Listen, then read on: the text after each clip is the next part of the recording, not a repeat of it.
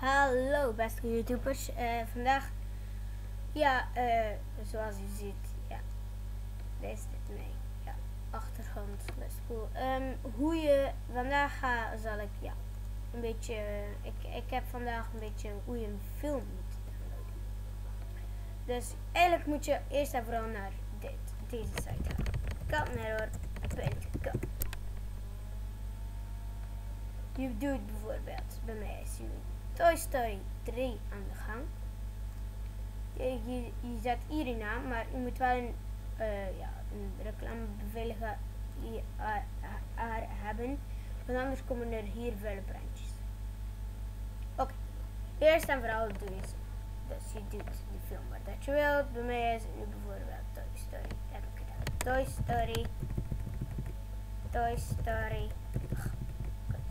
Story 3 Dutch bijvoorbeeld. Altijd wel welke taal dat je het wilt. Oh, je vindt het niet, wat. Dutch is verkeerd geschreven. Dutch.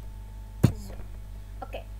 Nu vind je het wel. Je zit even te laden. Ja, de rest die. Dan klik je op degene die je wilt. Druk je op download torrent. En dan moet je de link kopiëren. Ik zal het nu even doen. Wacht eventjes. Ik doe even gewoon deze. Dan doe je download.